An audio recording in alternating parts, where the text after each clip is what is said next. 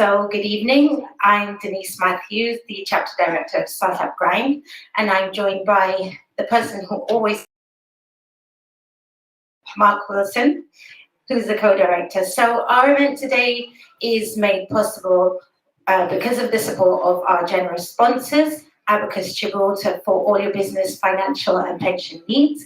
And we have some of the team here. There's Daniel, if you want to know anything about pensions.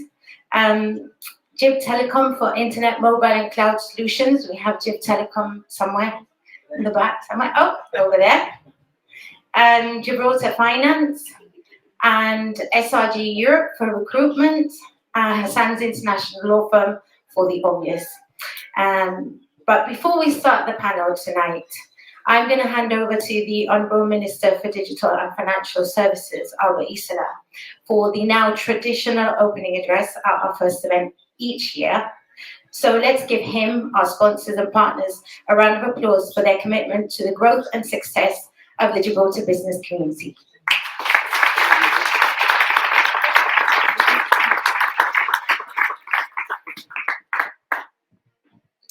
Thank you, Denise. Good evening, ladies and gentlemen. Dennis, 14, my gosh, you got him out. Can I just start by thanking Denise on all our behalves, because when she first came and talked to us 6 years ago about the launch of Startup Grind, we jumped at it in terms of saying, this is precisely what we need, a forum where people can come and talk, ideas, innovation. She was particularly focused on the new generation of innovation. And when I think now that in March, it's 6 years since she started doing these, and this is her 86th consecutive event, that's absolutely remarkable. So, it's nice when you get things right. I never had any doubt, and I knew she'd make an enormous success of it, but sincere congratulations and thank you. This evening, you're going to be talking about 2023. The world is upside down. When you look around, you look at Europe, war, Ukraine, you look at the impact that that's had on all of our lives, which we never imagined. Who would have thought the delivery of a car could be delayed because of a war in Ukraine? The mobility of businesses around the world is something that's going to hit us more and more. It's not just about increasing gas and diesel prices. Logistics, every aspect of skills which are now littered around the world, fairly or unfairly, affects us more. Just imagine the impact on all of the world and all your businesses if China were to do what people are talking about, which is moving on Taiwan. Imagine the impact of that. So today, every business has risk. The difference is that we've never had as much risk as we have today. And so when you are looking at the future, just 1 year, 2023, to be able to begin to think of the kind of things we're going to be facing in 2023 is incredibly difficult. And so I'm delighted that you have three wonderful speakers today who are going to tell you all about it. If I look at Gibraltar, and it would be foolish of me not to, what is coming on our horizon? Well, the pandemic, which we've lived through and survived, I think, rather well, has created some problems for us, which we have to deal with, and we are. We have GAR with the UK, first quarter of next year. We will begin under the new system, passporting our financial services into the UK. And in gambling, we have the new Gambling Act, which I hope to publish as a bill in the next quarter. We're already consulting all of the stakeholders in Gibraltar and talking them through the new regime and where we want to get to. But of course, that is just one small element of everything that we do. But it's important, because if you look around the world, areas like DLT, which many of you are working in, you will have all seen the disaster that FTX was. And the disaster that it was because consumers are left on their own. There was no protection, no one looking out for the consumers. And when FTX happened, and I asked the regulators here, impact, come on, which firms, which other licensees have got an exposure to FTX, to see if that could have any impact on our community, I was delighted to hear virtually nothing. Why? Because the firms that we've got here have to focus on consumers. have to have monies that are ring-fenced, have to act in a particular way with corporate governance, have to work in a way where somebody can come in and check what they're doing is what they're telling you that they're doing. There they had nothing. And so whether you're talking about financial services, whether you're talking about gaming, or whether you're talking about any other sort of industry, it is absolutely critical for us that we guard the reputation that we've earned, that we look after the consumer, that we regulate these businesses properly. I remember when we started the DLT journey some years back, a long way back, I was actually staggered when somebody came up to one of our events, one of the events that Paul, who's here, had organised, and said, I need a DLT license. I said, okay, well, just go to the regulation and apply. Everybody else does. Well, I'm told that I can buy one for about 10,000 in Lithuania. And I said, go to Lithuania, because you've got no chance of getting one here if that's how you think we work in these areas. And that is the truth. The truth is that people actually thought at the beginning, now they understand it well, that they could just come along and hang on and come on, where do I fill the form in? I suspect that's what happened with FTX. But of course, here it is critical that we keep doing things properly. And your three speakers are all people that believe in doing things properly. Different areas of their lives. From Nigel, who you will hear from in terms of his area of financial services, he's always worked very closely with us and the regulators. It's the only way to work. Nyreen also, and Shimon is one of our licensees that came to Gibraltar. I remember my very first meeting with Shimon because he wanted to do things properly. They wanted to be regulated. And so for me, the center point of everything that we do has got to be reputation, regulation, and quality. And as long as we stick to those three, I think we will see our way through 2023 as well as we left 2022, despite the challenges that the world has thrown at us. That's enough from me. All the answers are coming from these three lovely people. So thank you very much for having me. Thank you. Okay, so welcome to our panelists. Up you come. Come on, Nigel. Don't be shy.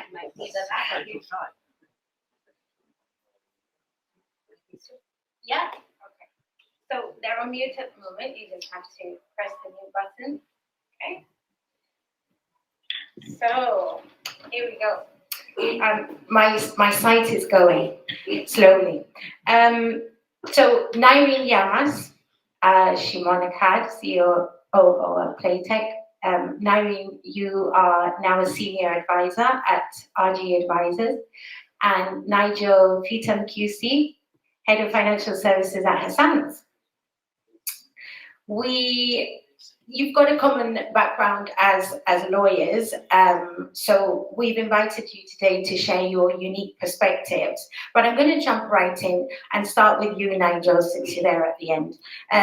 You've been a law professor, written several greatly regarded law books, and you've worked with some of the biggest names in the finance sector. The last few years have been hugely difficult. Brexit, COVID, Ukraine, cost of living. Are these the biggest challenges Gibraltar and the economy has faced in the last 40 years? Thank you, Denise. There is no doubt in my mind that these are the greatest challenges that Gibraltar has indeed faced, at the very least, certainly over the last 30 years. Any one of these threats could have been existential for Gibraltar, but it's not just one, it's a combination of all three. Having said that, Denise, it's not all doom and gloom, and Gibraltar has in the past faced many challenges, and I would like to highlight three in particular if I can, because the underlying message, I think, is certainly one of hope. In the 1980s, Denise, those of us that were alive then and do remember, the Gibraltar economy was almost wholly reliant on the MOD, on MOD spending in Gibraltar. Over that decade, the figures that I remember seeing at the time were that Gibraltar's GDP was dependent on the MOD, or in the region of 70 to 90%. In other words, it was an economy that had no real sectors, none of the economic sectors that we've seen since then. In 1988, the GSLD government, and this is not a political broadcast, by the way, I will give other examples. I will give other examples and other timelines concerning the great work that Peter Caruana did when he was in office. But certainly in 1988, the GSLP government was first elected, and they embarked upon a number of policy initiatives which were very important in terms of growing the economy. First of all, they embarked on the largest infrastructural project Gibraltar has ever seen. The largest reclamation, the West Side Reclamation, those of us that know where the West Side Reclamation is, that was certainly the largest reclamation in the history of Gibraltar. The government also embarked on the biggest social housing program ever, West Side 1, West Side 2, and GIB 5. And importantly, in terms of the economic growth for the future, the government abolished the educational pointage system at the time. Those of us that can remember will know that at the time, only students that had a certain number of points were able to secure scholarships from the government of Gibraltar in order to be able to study in the UK. The government abolished the pointage system, and therefore any student, and it's been the policy of every successive government in Gibraltar, every student that has a place in university is guaranteed a government scholarship. In my view, that is the very foundation, the very building blocks upon which every government of Gibraltar has built upon. Let me choose another important year, Denise, to show the sort of challenges that certainly we have seen in the past. Let me go to 2001. In 2001, the European Commission challenged the government of Gibraltar in relation to our tax regime at the time. The tax regime at the time was based on a product known as the tax-exempt product, the tax-exempt regime. Most, if not all banks, financial services companies, insurance companies, and gaming companies were registered as tax-exempt. It was an important part of our economy. The European Commission decided in their eternal wisdom that that regime, which had been in place since 1967 in Gibraltar, should be abolished as breaching the state aid rules of the European Union. So overnight, the government of Gibraltar, headed by Peter Caruana at the time, was faced with a situation where the Commission was saying you can no longer issue new tax-exempt certificates to keep the finance centre economically alive in Gibraltar. And in addition, they were saying you have to abolish it and no further tax-exempt certificates should be granted. They went even further than that. They said that because Gibraltar and the UK were part of the same member state for European community purposes, Gibraltar had to have the same tax regime and the same tax rate as the United Kingdom. That's the biggest challenge our financial services industry has faced, aside from Brexit. Peter Caruana, or Sir Peter as he now is, litigated extensively, and we won every single court action. And the court actions, and indeed those discussions and negotiations, have been going on until very recently. In other words, it was 15 years. It's a 15-year process. Peter Caruana, with the support of the industry, I was involved, a lot of colleagues were involved as well in that process. We drafted tax legislation in Gibraltar, new tax legislation by introducing the Income Tax Act of 2010, which was brought into effect on the 1st of January 2011, and we applied a single rate of tax across all business activities, as a result of which we now have our current tax system. And finally, if I can, Denise, let me please also mention 2002. And whilst the other threats and the other circumstances were economically existential for Gibraltar, in 2002 something happened, which I'm sure all of us are aware of, at least those of us that have been and are local, and our memory goes back that far. Gibraltar faced a political existential threat in the form of joint sovereignty and shared sovereignty proposals that were spearheaded by the Labour government at the time, headed by Tony Blair.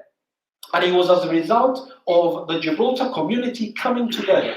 And Peter Caruana deserves full credit for this, in my opinion, taking that campaign to the United Kingdom before Parliament, before the media, and before the British public, that we were able to derail that particular process. Because for me, Denise, the economy is of absolute paramount importance, because clearly the prosperity of Gibraltar relies upon it, but we mustn't forget that our rights as a people are just as important. And I'm delighted to see, Denisa, your father, and colleagues, 40, are here today because they've been critical and they've been instrumental in our fight for self-determination over many years. So thank you very much for being here.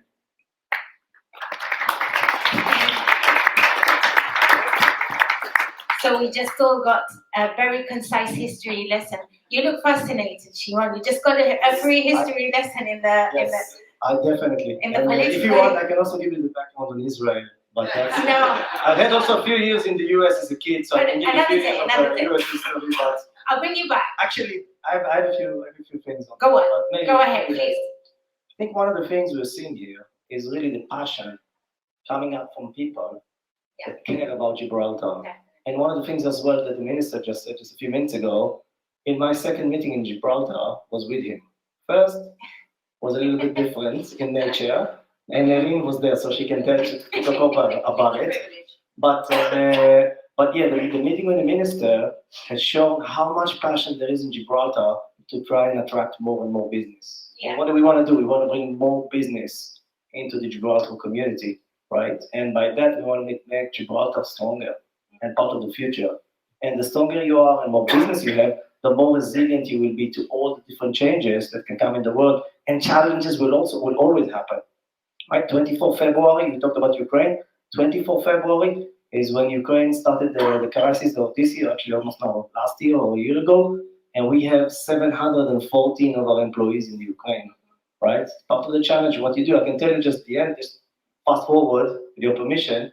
We have 750 employees today in the Ukraine. So we actually took it as an advantage because everything that's happening, if you're well prepared and you have the infrastructure and you have the passion to what you do, I think you can make it into something that's actually even better for you. And one of the things we want to do here in Gibraltar, and I take myself as 6 years now in Gibraltar, so hopefully part of the community here, is how do we do more? How can we bring more business? And how do we make sure that we do have the challenges, as you rightfully outlined, that we are strong enough to make sure that maybe others will not make it, but we will come out even stronger out of it.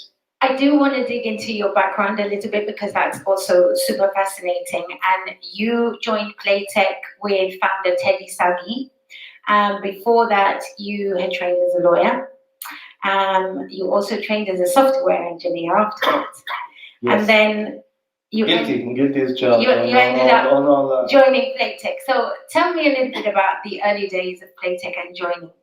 Firstly, I didn't realize all of us are lawyers. Yes. So it's becoming I a did. high-tech lawyer for... Shimon, you're a pretender. What? I'm a pretender. Yeah, but no holding back today. I passed the bar.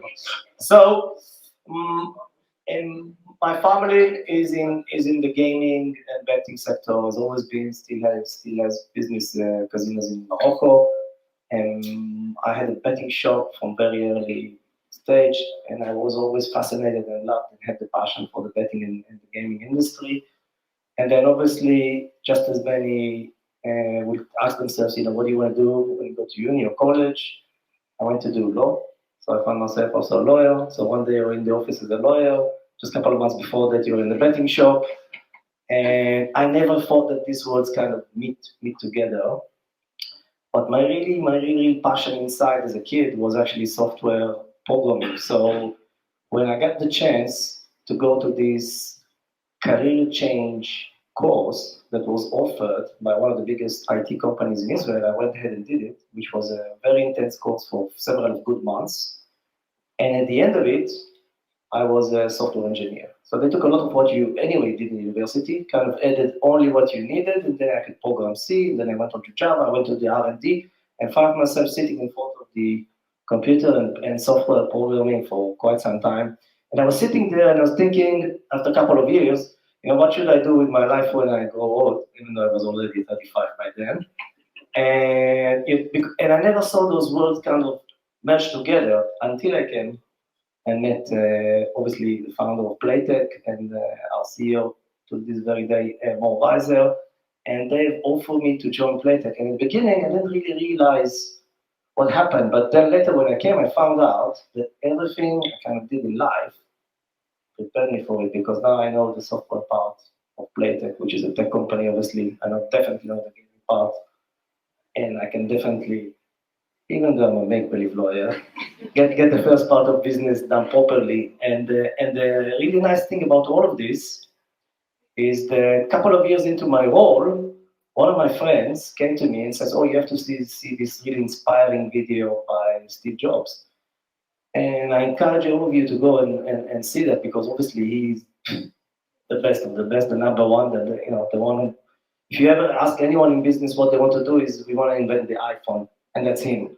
So go ahead and look up. And what he talks about, he starts his conferences. He says, "I have 3 things to talk about," and he talks about 3 different stories in his life that seem completely unrelated, but eventually all of them kind of brought him to what he did at the end. So in this very, very little thing, something happened to me, and I think that kind of what the younger people can hear to take, by the way, not only younger, anyone, is that if you have anything in your heart, go ahead and do it, and you never know at the end, what you get. But as long as you have the passion for it, I see no reason to really enjoy it and have a lot of success with it. So Nyreen, you're the special one today, at least for me. Well, because you have more of a startup journey perspective to bring to the table as well. And this is something that I strongly advocate for, bringing together the community. But you decided to leave the largest law firm in Gibraltar, Hassans, and join a startup. It was an incredible shift, and ultimately your biggest professional risk. Now you're an advisor, a board member, and many other high-profile roles. Tell us about the experience of that journey and that transition.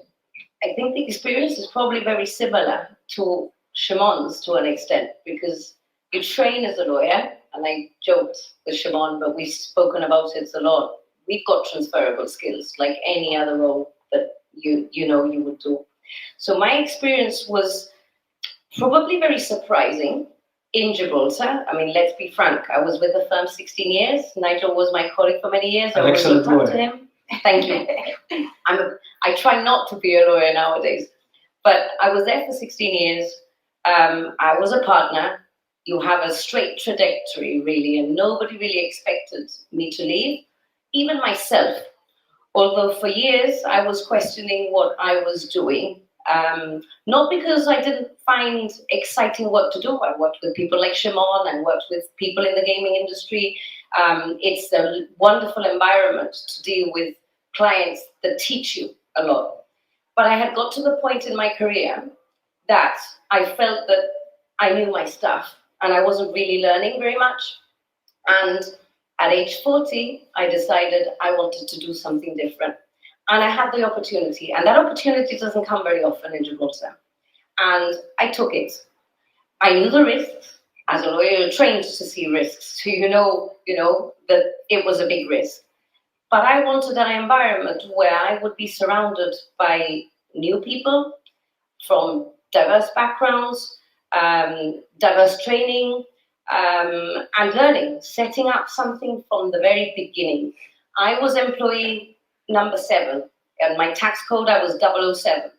And I'm not sure whether those were, probably reminiscent of the metaphorical bombs I would have to deal with at the very end. But for me, it was a fantastic experience when I look back at it now. Not the last few months, I can tell you, if you ever want to hear about my journey, you should listen to my JIP talks from last year. But it was a fantastic journey, meeting and working with amazing people. Some of you are here. I learned a lot from them. I hope that I taught a lot of things to other people. But when you say about what I've learned from that, and I think my colleagues have also on the panel have mentioned it, I wouldn't be able to do the job that I do now. And I work in a family office. We handle vast investments from real estate to equity investments, etc. We've got different people dealing with different aspects because they're very specialized. But I wouldn't be able to do my job now if I hadn't lived from that experience. And the 2 biggest takeaways I took from my experience is, don't be afraid to take a risk, which is not very common amongst Gibraltarians, let's be frank. We have as a community, we've been very resilient. We adapt. But by nature, because we're a small community and the perspective of what are they going to say about me, etc., we don't like to take risks because we don't like to fail. And I always encourage, especially my kids, they're in their teens, say, fail. Fail because you're not going to learn if you don't fail. We all have failed. That's one of my biggest takeaways. And the other biggest takeaway I take in business, especially in startup, but in businesses that are very mature, don't be emotional about your decisions. Be emotional about the people that you lead, if you lead them, or the people that you work with side by side. But in terms of investment or other business decisions, don't be emotional about them. Take what you think is the right decision, but don't be emotional. And I'm sure that we could all learn about being less involved emotionally as opposed to intellectually in the decisions. Yeah, I think we have a few business coaches here today as well, which I think is quite a helpful tool when you're going through those processes. But anyway, this is for the networking part of things. I'm going to go back to you, Nigel, and I'm going to ask you about the Brexit referendum in 2016. How much of a shock was that to the business areas that you have your expertise in? And how do businesses, or did businesses, need to be restructured over the last 5 years in terms of licensing and regulation to meet the EU exit date? Thank you, Denise. It's a big question. I remember clearly that the Brexit referendum happened on a Thursday. I woke up on a Friday to the referendum outcome. I wasn't shocked. I wasn't shocked to the extent that I think the vote was more or less expected. You could see that the public mood in the United Kingdom was one that did support the exit from the European Union. But in life, even if you expect something, even though you are expecting something, if it's a high impact event, then clearly it does leave you in a state of shock because the consequences were huge. The magnitude of the consequences in being told that all of a sudden your economic model is no longer what you thought it was, and the Gibraltar economic model is clearly built up on the building blocks that I mentioned before, and also the fact that the frontier opened in 1983 in Gibraltar, which clearly provided also a means for people socially and economically to prosper. It was important for the financial services sector as well, because Gibraltar was able to obtain access to the European common market as a result of being in the European Union, but we got this rather late in the day. In other words, Gibraltar joined the European Union on the 1st of January 1973, together with the UK. The UK was the member state responsible for Gibraltar, and Gibraltar only obtained our passporting rights, that European access, in 95-96, to the extent that the then Chancellor of the Exchequer in the United Kingdom, Kenneth Clarke, happened to be the Chancellor of the Exchequer, gave a political commitment to the then Chief Minister, Joe Bossano, today Sir Joe Bossano, and it was as a result of that political commitment that Gibraltar companies were able to come to Gibraltar, to be licensed by the Financial Services Commission, and obtain UK market access.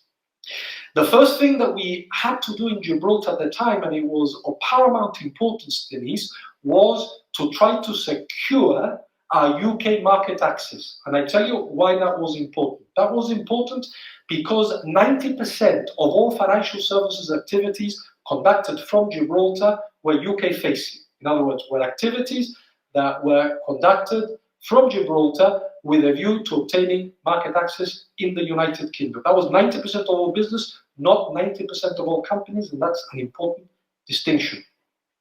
Because that UK market access was not derived from EU law. In other words, it wasn't as a result of being a member of the EU that we had those rights, because Gibraltar and the UK were the same member state, but it was as a result of the political commitment that was given by the then Chancellor of the Exchequer to the Gibraltar government. It was important to prevail in discussions with the UK in order to ensure a continuation of that market access. And Albert Isola, who's here today, and his government were very quick in initiating that dialogue that discussion with the UK government in order to guarantee what I think is the most important part of the economic activity that is done in Gibraltar in the financial services market. Having done that, what we then had to do was consider those parts of the business that was done in Gibraltar that was EU facing. In other words, business activities that relied on EU market access in the traditional sense. And in Gibraltar, there were many companies that did EU business. So I remember very quickly that I had to put together a blueprint in discussion with particularly the insurance sector in Gibraltar to be able to provide a solution to the activities that were undertaken in Gibraltar. I traveled to Luxembourg to see whether Luxembourg could be a domicile for the clients that were based in Gibraltar. I very quickly discarded Luxembourg for no reason other. It's a great jurisdiction, highly reputable, but the language is not English, and the legal system is clearly civil law, not English law or English common law. This then took me to Malta.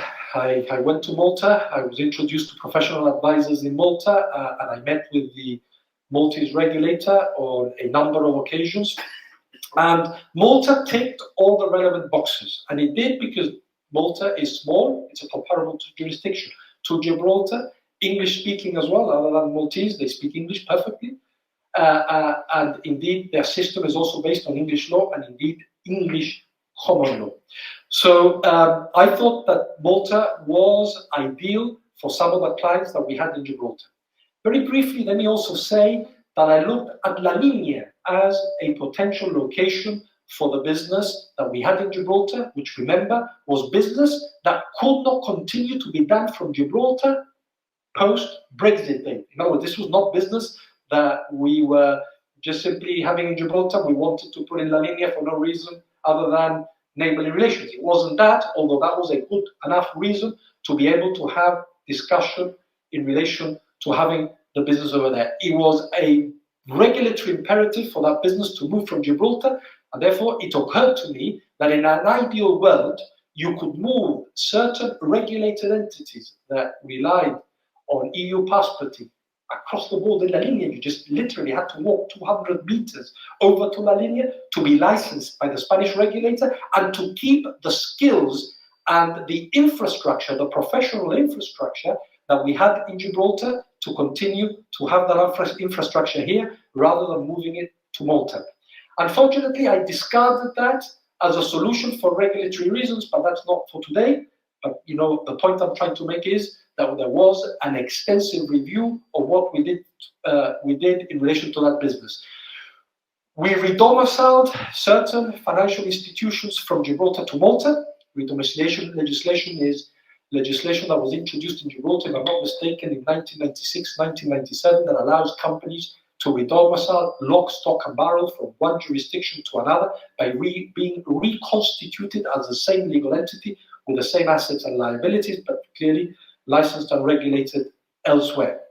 We also did portfolio transfers for those companies, insurance companies in particular, that had EU customers, that to the extent that those obligations were continuing obligations, and in an insurance context, you have your liabilities to continue to pay claims, and therefore, to that extent, you need to be licensed. To the extent that the companies could not redomicile for whatever reason, we undertook portfolio transfers from Gibraltar to other European domiciles and also to Malta. Interestingly, Denise, when I was there, I realized there was a potential opportunity for Gibraltar as well. And I think my colleague here to the right mentioned that challenges present opportunities. And indeed, there was, I realized, a huge potential opportunity for Gibraltar. And I'll explain what the opportunity is, but I'll say straight away that I managed to get more business out of Malta to Gibraltar than what I lost from Gibraltar to Malta. Figure that one out. But that's exactly what we were able to do. And the reason for that is simple, and I won't take more time. The reason for that was very simple, and that is that Malta had the same problem as Gibraltar, and in reverse. In other words, because the United Kingdom was exiting the European Union, There were businesses that were based in Malta, licensed in Malta, that had UK market access as a result of being part of the European Union that come Brexit date, and the transitional arrangements which the UK government were to put in place, they would have to cease doing the business. So logically, because the Gibraltar government was able to secure a continuation of the Gibraltar UK common market and that UK market access, we were able to redomicile those companies from Malta to Gibraltar. It's one of those ironies in life that you don't expect to be picking up business, but in the end, you do. So you found an opportunity in the challenge. Huge opportunity. And in fact, we are redomiciling now the last remaining company in Malta in the insurance sector, or at least the last remaining company that is seeking to redomicile. We are in the process of doing that, and I expect to be able to welcome that company in Gibraltar in 3 months' time. Thank you, Nigel. So over to you, Shimon. You've mentioned, and I'm going to quote you, market regulation reset opportunity. Yeah, 100%. And let me just before that, Yes. because I like to bug Nigel a little bit. What did you see in the gaming? I mean, I can tell you what I've seen for my part, but not from the legal gaming part. Yes. So how did you see in gaming and Brexit? Yeah. In gaming in relation to Brexit, Yes. I had discussions with some parties in Gibraltar. This is a matter of publicly available information. I'm not breaching confidentiality. I was able to secure through an application in Spain for a license for one of the local operators in Ceuta. So one of the companies in Gibraltar that wanted to obtain a European license, I was able, through the engagement that I had already had with the Spanish authorities, given the La Linea option discussion that I was having, I was able to secure a license. But we didn't see some kind of an influx of companies moving from Malta to GIB. But we did see the other way around, unfortunately. We did see companies and businesses moving from GIB to Malta in the gaming sector, and quite big. We did. We did, yes, and I think Nyreen has more insight into. Yeah. The only thing, because we like to. I mean, obviously, this is a discussion, I guess, for another time. They're here to hear about 2023, but I think the difference is that in insurance it was more harmonized, wasn't it? And in the gaming, you had this jurisdiction-specific EU licensing also, so the challenges were much more significant in gaming. But yesterday, with the smiling on our face, I can say that what I do see is that 2 and 3 years later, a lot of those companies will kind of bring back the people and the infrastructure. They haven't really left. They left something here, which even makes it easier for them to come back. And the fact is that given the choice, they'd rather be here.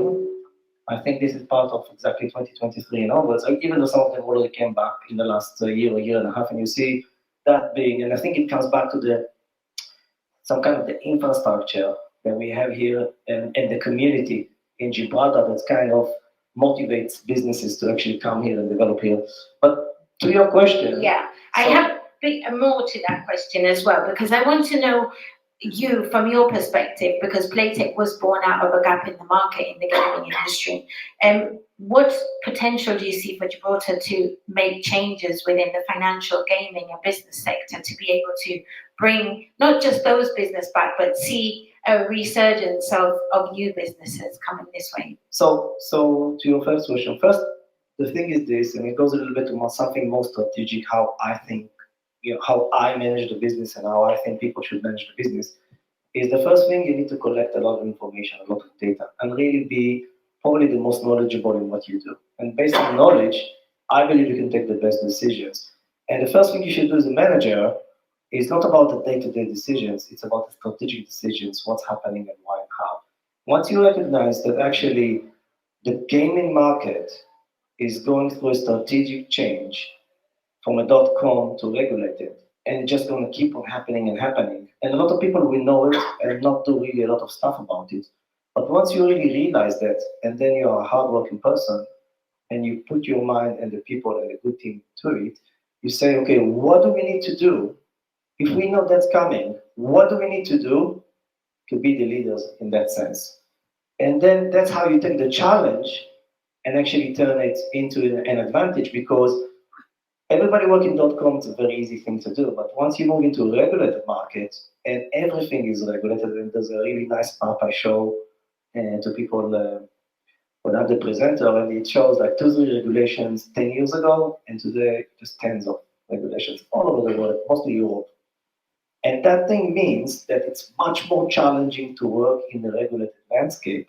On the other hand, it's the healthy place to be for the business, for the community, for the people, for the players, in our case, or the customers, as the minister just mentioned.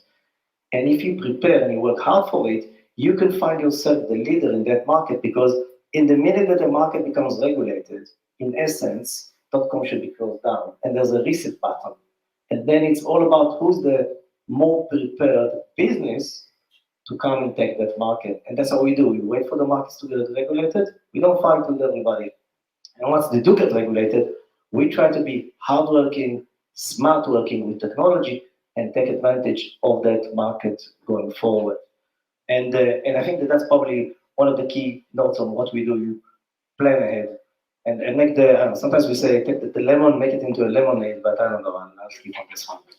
Yes, and there's I think it's important to say, and that's a fascinating insight, that a lot of work is being done, Denise, in order to identify areas of potential economic growth for Gibraltar across all economic activities. And the opportunity arises as a result of Gibraltar no longer being bound by European Union law, which is important.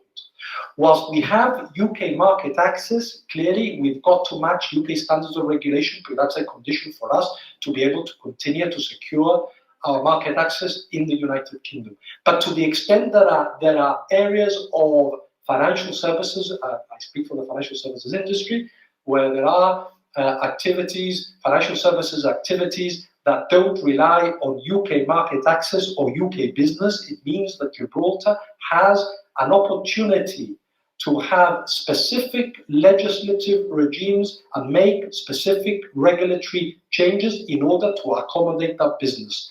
And it's something which the government of Gibraltar and the industry are looking at very carefully. We have already had a success in this area with the dual regime in funds.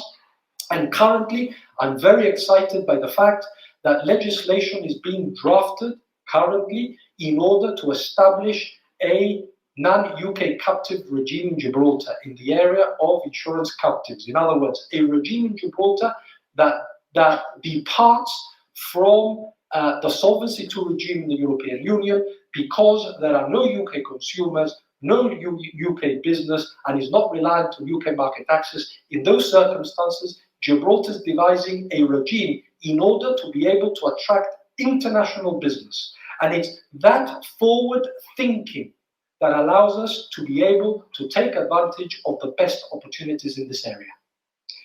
Cool. So, Nyreen, I want to stick with you for a minute, because Nigel talks a lot. A bit longer than a minute, I think I've heard. You do very well, though, Nigel. Don't worry. Do you think that we're prepared for any outcome of what 2023 is going to present as a community in business? And what are the challenges that you are addressing, for example?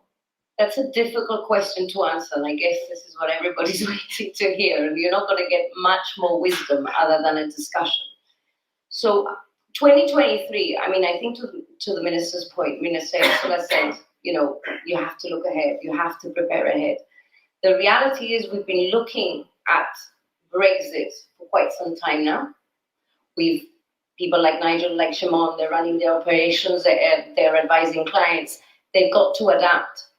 The difficulty has been that when you have certain lines and certain parameters, you can work with those parameters. You either go one way or the other, and you know you have a definitive answer. The problem that we've had in Gibraltar is the difficulty in not being able to assess. So when you say, are we prepared? I mean, as a jurisdiction and as a community, I think we are prepared to be very resilient, to be adaptive. We've shown it already. But the reality is that when the chips fall, that's when we will know whether we can adapt, because we're navigating in waters far bigger than ours. Not only have we had to deal with Brexit, we've also had to deal with, the economic crisis, which has affected the rest of the world. And we were talking before about, existential crisis for Gibraltar. And we have had very significant ones, not just in the last 40 years. I mean, I think Gibraltar has changed hugely from the Gibraltar of my parents, the Gibraltar that I grew up in, and the Gibraltar that my own children are growing up with. So I think the important thing here to take is that we've got to be resilient, we've got to be adaptive. I don't know whether we're... Is that me? He doesn't like me. Likes Nigel, obviously, but doesn't like me very much. So I think, I think as a community, we are as prepared as we can be. But I don't think businesses are to an extent in general. And I don't mean businesses on its own. I think businesses on its own, their CEOs and the CEOs will be looking at things strategically and what it is that we have to do. But Gibraltar, in terms of nurturing a nursery for future, I think we still have a lot to do. I think there are probably opportunities as a jurisdiction to develop some form of startup embryonic environments. We'd have to do this with the government, and I don't think it's up to the government to have to do this. I think the private community should be putting this to the government. There's a perspective in Gibraltar amongst Gibraltarians, and I can say it because I'm Gibraltarian, so I'm not offending anybody, I'm offending myself, that you kind of expect the government to do certain things. In business, you can't expect the government to do certain things. You have to be the pioneer. If you see the opportunity and the way to go, then you should be nurturing that, and you should be approaching just like Denise did when she saw the opportunity with Startup Grind. This is the environment we should be encouraging locally. Gibraltar is very small, and that is the benefit of being a small jurisdiction, accessibility to decision makers, accessibility to making things happen quickly. You would be surprised how many people over the 16 years I was in private practice, Nigel, I'm sure, can speak to this. Shimon, as a client, can speak to this. That when you go in with a well-structured plan, the 99% perspiration, 1% inspiration, you go in with a plan, Gibraltar can get it done really quickly. And that is a huge, huge pro for Gibraltar. So I think, in a roundabout way, I think we're poised to be prepared, but 2023 is just as much of a challenge as 2022 was, and I suspect just as much of a challenge as 2024. Yeah. Because I think we're in a cycle, Denise. And I think this cycle is probably on the destruction of many different things that have been happening in the world. Tech is going to be the way forward. Tech, not just in businesses like Shimon's in gaming, etc., which is a tech company. I think tech is just going to change the way we live. It already has, the way we work. And I think we're only on the cusp of that change. And I think Gibraltar should be nurturing those things. And I think we're poised to be in a good position to do that. But there's a lot to be done. I think going back to the point about the local cultural shift about not taking risks, that's an important step we need to start to take better as well as a community. So that was a really good point, and acceptance of failure as well, because not everything that you're going to do is going to work well. But Shimon, I want to go back to you on the point about startups and opportunities, because you're from Israel, which is known as the startup nation. What could Gibraltar do as a whole to improve on both to attract and nurture a better startup environment for international and innovative businesses, services, and products that we currently don't have? So first, I'd like to disagree with you, Nyreen, but I can't. I fully agree with you this time. So nothing interesting is going to come out of this debate, or no fighting at least. But you're absolutely right in what you're saying, and there is a lot of potential in Gibraltar. There is a huge advantage that the regulator is actually very much interested to see the business thrives in Gibraltar, and that is not something that you can take for granted in other places. Yeah. Right? Israel is a very small country. There was a lot of going on to get to be the startup nation, but as small as it is, it's nearly 10 million. There's still some people there, right? And I think that one of the things that you saw there starts with education and with the people. And the people in Israel, and especially the younger people, right? The young adults, they are hungry. They're hungry to do business. They're hungry to learn. They're hungry to try. And the way forward that I strongly believe in, I heard also from Nyreen as well, is technology. That's the way forward. By the way, it's been the way forward for the last 25, 30 years. Yeah. Right? In some places, they call it Go 21. Some places need to go to the 21st century. 21st century, we're already 23 years in the 21st century. So tech has been there for a while. And I think that one of the things I'd love to see out of love here to Gibraltar and the community is see how can we do maybe more tech.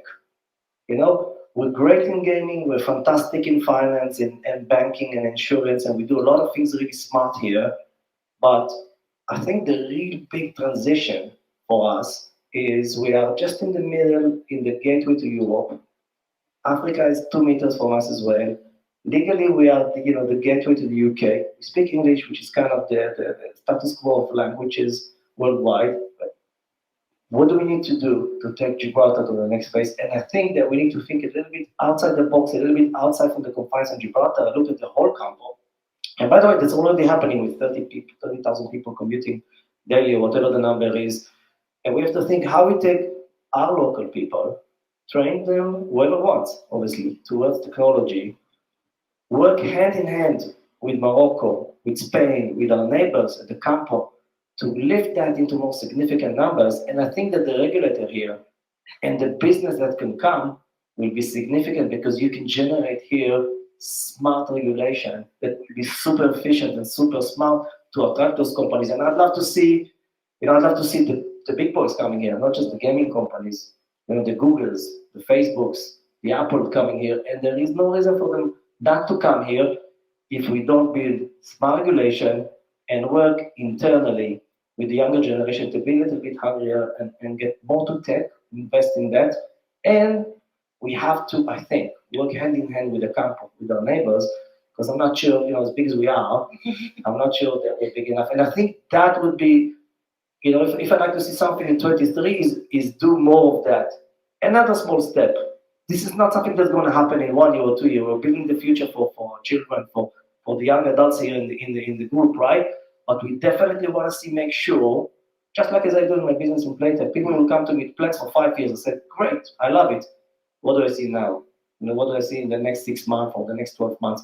And I think if we can take those little steps forward, you wake up a couple of years later and you find out that you're in the place that you always wanted to be. And I think there's a huge potential for Gibraltar in that sense. Yeah, this is music to my ear. You're absolutely right. And one of my professional and academic interests when I was a visiting law professor and the books that I've published, the one underlying theme or message in the 3 books that I've published is the concept of jurisdictional competition. In other words, what is it that make jurisdiction competitive? Why is it that small jurisdictions in particular are able to take advantage of financial and other areas, gaming being a prime example of that, far in disproportion to their size and their economic standing in the world? And I refer to it in many publications that I've written as the herd instinct. And I've seen it in my own area of practice, and indeed we've seen it in Gibraltar, not just in insurance, but we've also seen it in gaming. And you mentioned Google, you're absolutely right. All it takes really is to bring one big name into the jurisdiction, and then everybody else will stand up. And we've seen it in other areas, in crypto being an example. Paul, your area, you've done very good work there as well, is that if you bring one big international high-profile company to Gibraltar, the rest of the market will stand up and say, if they're in Gibraltar, if Gibraltar is good enough for them, it must be good enough for us. But you do need some tech talent here. Well, because yes. I can bring you're right. 2,000-3,000 developers here, but there's no one. Yes, I can't recruit that here. Correct. Even if I squeeze and take my kids from kindergarten, I still won't get through. Yes, but no, absolutely. But that's why it's important to basically be able to develop that particular talent in Gibraltar, because if you do that, and this is what resonates with me, that once you've done that and you bring the one big player, then you can grow the industry. And we've done that very successfully in gaming, and we've done that very successfully in insurance. The first gaming company in Gibraltar came to Gibraltar in 91, 92, and that was Ladbrokes. Ladbrokes was the first company and then it was Victor Chandler, and then we saw the influx of companies in Gibraltar. In the insurance sector, it was Admiral. Admiral set up in Gibraltar in 2001.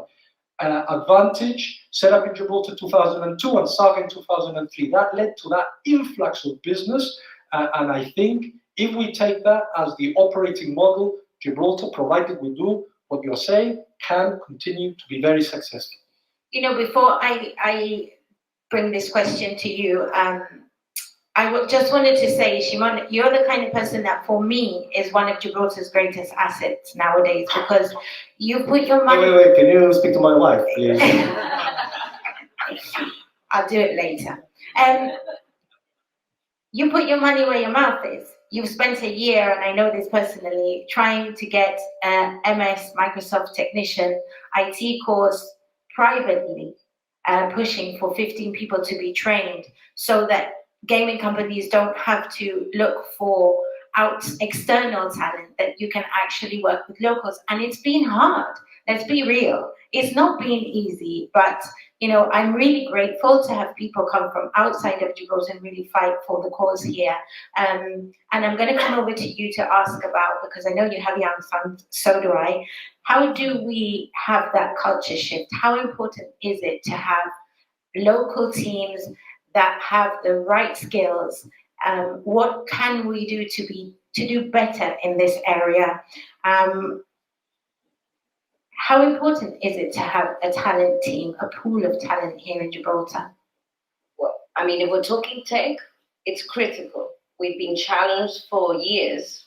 Shimon, as he said, he had 750 tech employees in Ukraine. Where would you put them here? It would be impossible. Plus the cost. I mean, it doesn't make sense from a business perspective. So how do you nurture that from a Gibraltar? Because I think the future is tech. I say it all the time. How? I'm not a tech person myself. I think we need to listen to the kids. And I heard this at a talk last week from a banking investment advisor who was talking about sustainability. And I think Gibraltar, the schools, the decision makers, they need to understand that in order to create this shift, it's not something that happens overnight. Yeah. And I think we need to walk the walk as, you know, not just us, but all of you. You need to show that you're prepared to learn, you're prepared to be resilient. You need to show the hunger. I think Shimon really hit the nail on the head here. And I know I'm talking less about startup businesses here, but I'm talking about the fighting spirit. When you set up a new business, you have to be prepared to pull your sleeves up and do absolutely everything. You know, I'm not going to come, and I have this discussion with my own children. My son is about to go to university, so he knows what hard work is now because he needs to get his A-levels. But when you're in business and when you come into a new job, this environment of I'm going to come in and this is my job and this is all I do, no, it's gone. Because I think we are at a very challenging time, not just Gibraltar, the rest of the world, right? And I do think that Gibraltar needs to understand, and children need to understand, and we all need to understand that we really need to step up to the mark. And we have to stop moaning and complaining about what we don't have, because there are people who are far worse than we are. We live in a great environment, but we don't have that hunger anymore. Gibraltar always had that hunger, and I sometimes find that with younger people, there isn't that hunger. And it needs to change, and that changes in schools, it changes in our own households, it changes with, you know, guidance from the Department of Education, it changes with the businesses. They take care of stuff. Of course you have to take care of stuff, but you also need to all pull together. A ship doesn't go without everybody putting their oars in. I mean, I know oars in esoteric terms, but nothing works if we all don't pull together. And I think this is something which isn't particular to Gibraltar. I think it's particular to the world, that we have learned to be very individualistic. We have learned to do our own thing. And I don't think that we're going to get very far unless we pull together and really work very hard. So I'm not sure I'm answering your question. No, it's interesting because I think unless we nurture that tech education and that drive and that spirit from a much younger age than we're doing presently, we will lose that entrepreneurial For spirit sure. that Gibraltar had For sure. through the centuries. Look, you go to careers advice here in Gibraltar, right? And it's become a lawyer, become an accountant, become a doctor. I think the world, Teacher. or a teacher, the world has changed a lot, right? And we have learned. I love teachers, by the way. Yeah, of course, we all do. We're all products of the best teachers. Right. So, I think it's wonderful to have people from different environments, from different jurisdictions, because we learn from all of you and hopefully we contribute too. But I think careers advice is critical in this jurisdiction so that we can try and bring that diversity of thought and input, because that's the future ultimately. Yeah, you're absolutely right. And you see, the problem that Gibraltar has is a problem and a challenge of limited supply of labor. Gibraltar is geographically small, so therefore, because of your geographical size, it means your population is constrained, and the labor supply is always challenging. And what you see in the labor market, and I've seen this increasingly so over the last year, is a recycling of existing labor. I mean, people jump from one job to another, and they almost change, employment. And whilst that is good for them, and I don't, for one moment suggest that people shouldn't advance their career by doing that, it does create a challenge for the jurisdiction.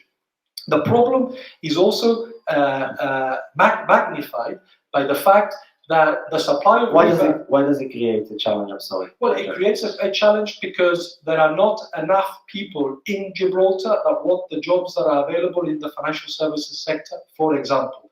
The point that I was going to make was that historically, our supply of labor comes from two sources. One, from the United Kingdom, right? So in other words, if local people don't want the jobs that are available, say, my sector, the financial sector, or even gaming, what we see in my sector in particular is that labor is sourced from the United Kingdom. The problem with that is that it's not always possible for people to leave their family life and to uproot their families to come to Gibraltar, or indeed, the sort of people that you might recruit might not necessarily be the best persons for that job.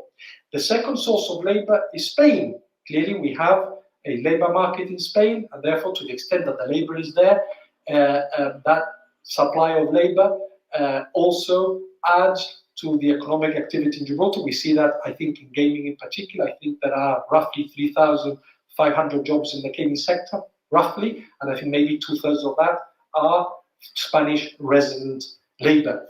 And I would like to think that there is more that we can do to encourage local students and the local population to go into what are very highly paid jobs. These are excellent careers, and it really, I find it quite depressing at times when I see jobs, being a Gibraltarian that has practiced for 30 years in Gibraltar, being a pioneer in many sectors. I've always pushed for the rights of Gibraltarians, for Gibraltarians to prosper, and it does really depress me when I see that the jobs that should be going to the local labor market is not going, because students in particular are not focused in this area.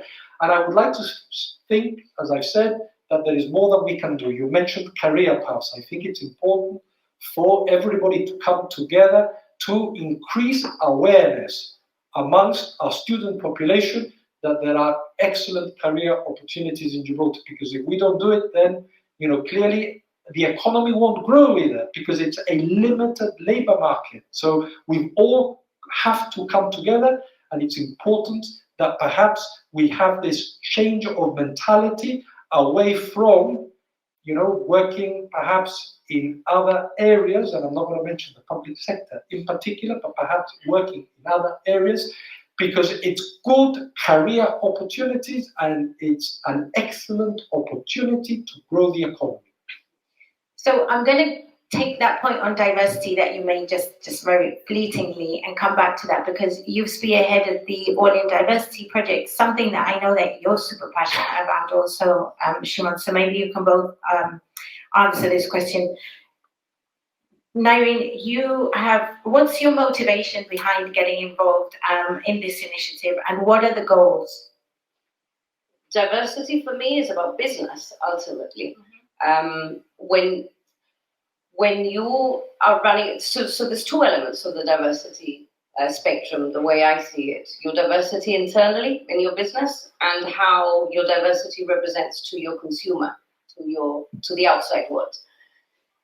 Diversity for me isn't just about men and women. I know that you're hearing it from a woman, but for me, it's not that. It's about diversity of thought, of people coming from different places, female, male, people from neurodiverse. We're talking about neurodiverse individuals too. We've heard that lots of, I don't know enough about it. I'd love to know a lot more about it. But I hear that people from different perspectives, when it comes to a decision process, it's going to be a much more balanced perspective and a much more balanced decision when you have different people from different backgrounds providing that input. So that's the internal diversity, which I think is critical. We all learn from each other. And if you're sitting around the table, and I'll use the example of, because it's always been used, the men with the white hair in the boardroom, and they all come from the same public school and the same public background. They're never going to get a diversity of thought and feeling and basically roll it out across the business. So that's the internal. Then externally, if you're talking about a consumer base that, the world, especially in tech, we're talking about tech businesses. Tech businesses, generally speaking, they're out to the world. They're not restricted in a particular jurisdiction, in a particular area, particular people. So if you have the diversity of thought and perspective, when you create your products, you're going to have people with a different background looking at those products. The person that will say, no, pink doesn't work because of this, or blue doesn't work because of that. Things that you wouldn't even think about, because you have your own prejudice, because this is the way you've been raised. So for me, diversity is critical for the business to grow beyond the usual, your own usual perspective and your own limitations as a person. So it makes business sense. That's why for me, diversity is super important. Yeah. It makes business sense internally for your team and also externally for your consumer. Shimon? I couldn't put it in better words right now. So. Come on, very, very, very quiet today. Come on. Quiet. So basically, I have an 18-year-old girl at home, and when I go to work, once in a while, she would look at me and look at my eyes and tell me, "Daddy, are you making sure that there's quality in your place of work? Because you know that I'm soon going to go to this world outside, and I want to look for a job, and I want to go and find the job I want, and not just, the jobs that are being prescribed, right?" So it gives you a lot of motivation to make sure that within, my business, where I can take a little bit more effect and control over things, we try to strive towards diversity, and it's 110% true. Statistically, B, I can see it with my eyes in teams working in Playtech. Teams that are diversified in terms of the background and where the people come from, and it's not just men and women, just different kind of diversity. Once they learn to work together well, they will generate much better results, and they will know to cope with challenges and problems in a much smarter way, in ways that you couldn't really imagine when you started this whole journey. So there is a lot of business logic. Why would you do it? Even beyond that feeling in your heart that things should be right. Now, some of especially all the STEM jobs, right, the tech ones, you would see much less women. And I think in technology, it's about 25%. And even if you look at the nice ones, the Googles, it's 25%. Yeah. Right. Gaming, not really generous with women in there as well. You would probably see even less than 20% working. And I'm not talking about the land-based casinos. I'm talking about those online gaming companies. You you would see less. So when you mash the two together, you wouldn't get a really nice number in terms of how you want to see diversity of men and women at work. And it becomes even worse when you look at the managers. And I think that manager's problem is not just obviously gaming, in fact, it's many, many, many other places. And some of our job and our responsibility, right? Just like we want to see things happening better with so many things, is also when it comes to equality and diversity, is try to make those little steps year after year, where you try to promote more and more women or more and more people of different backgrounds into certain roles. And it's never easy. Every time I put someone who is a little bit of different background or different whatever, I would get a look from some of the other managers as to what's going on. And luckily, again, I'm in Playtech a long time, so I'm CEO for a long time. So I'm like, You're safe. I don't care. You've survived. Exactly.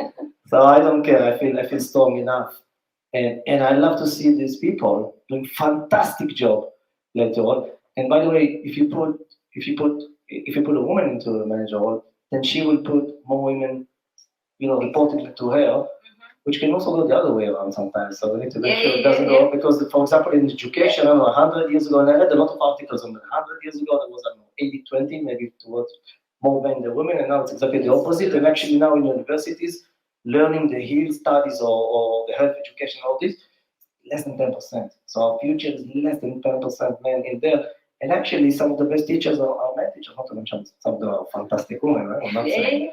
But that balance is a game of left and right all the time. But the one thing you can point out is that in managerial roles, you'd like to see more equality.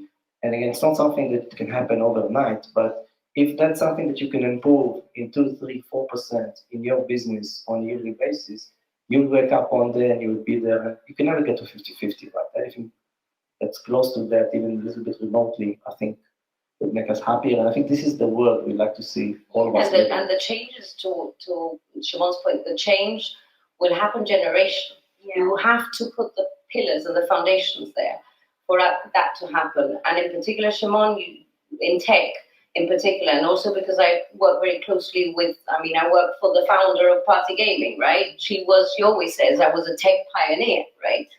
And she always says, with a lot of the projects that we do with the Parasol Foundation, they're all geared to women in tech and in STEM. Because she says, if I don't do it as a woman entrepreneur, then who else is going to do it? But she understands, and we understand as part of the philanthropy, that whatever little segments we put in place is not going to happen overnight. We support girls doing medicine or tech, or, there's a fantastic project we're supporting in Israel, Space Sahel. They're putting a space probe in 2 or 3 years up on the moon. And as part of our... Hopefully, they did it the first time. It orbited. It landed, but crash landed. Yeah. So it's also good. This one, it's there. This one will happen. We put it there. We hope anyway. Yes. But as part of the philanthropy, the foundation said we will do it, but we will do it so long as part of the team. Because she asked, how many women scientists, space scientists, are here? And there was 1 out of 40, right? She said, I want to change that because there are women coming out of university. So what's happening? And it was a recruitment process, etc. Again, if you have more women managers, slowly it will filter.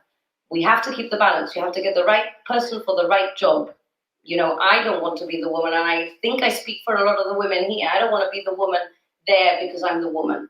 I want to do the right job, and I want to be the one selected because I was the best one for that job.